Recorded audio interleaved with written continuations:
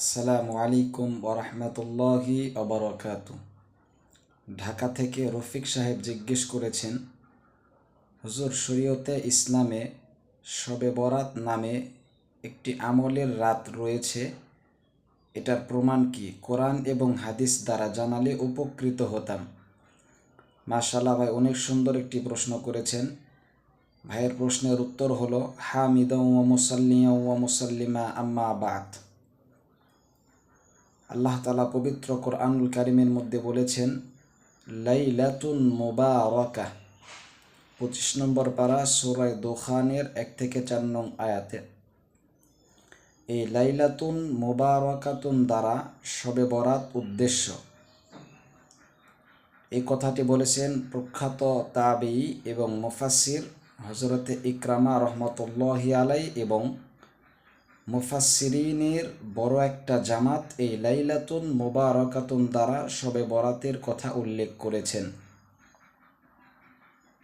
দ্বিতীয়ত, তাফসিরে মারিফুল কোরআন, তাফসিরে রুহুল মাআনি এবং তাফসিরে জালালাইনের মধ্যে এই লাইলাতুন মুবারাকাতুন শব্দের তাফসির করেছেন শবে বরাত বলে।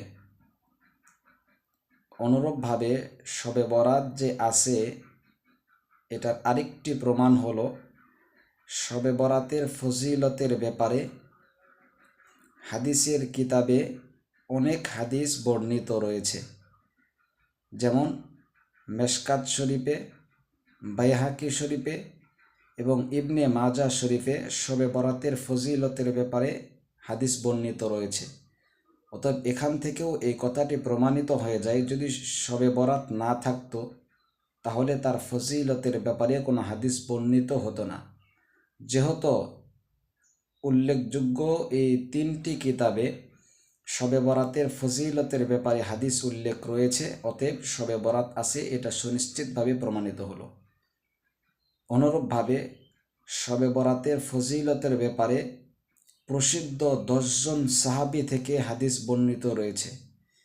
তাদের মধ্য থেকে উল্লেখযোগ্য কয়েকজন হলো হযরত আয়েশা সিদ্দিকা রাদিয়াল্লাহু তাআলা আনহা থেকে, হযরত আবু হুরায়রা রাদিয়াল্লাহু তাআলা আনহু থেকে এবং আনাস ইবনে মালিক রাদিয়াল্লাহু তাআলা আনহু থেকে এবং আবু মুসা আশআরী রাদিয়াল্লাহু তাআলা আনহু থেকে শবে বরাতের ফজিলতের ব্যাপারে হাদিস উল্লেখ রয়েছে। এরকম 10 জন সাহাবী থেকে শবে বরাতের ফজিলতের ব্যাপারে হাদিস বর্ণিত রয়েছে। অতএব এই সমস্ত নুসুসের আলোকে, রেফারেন্সের আলোকে এই কথাটা সুস্পষ্টভাবে প্রমাণিত হলো, শবে বরাত আছে এবং এটা গুরুত্বপূর্ণ একটি রজনী। এই রাত্রে আমল করাটা অনেক সওয়াবের কাজ। অতএব যে সমস্ত ইসলামিক স্কলারেরা শবে বরাত নেই বলে মানুষের মধ্যে বিভ্রান্ত ছড়াচ্ছে, আমি তাদেরকে লক্ষ্য করে বলতেছি, আমরা সকলেই আমলের নিয়তে এই আলোচনাটি শুনি। ইনশাআল্লাহ আশা করি সকলের জন্য উপকার হবে ইনশাআল্লাহ।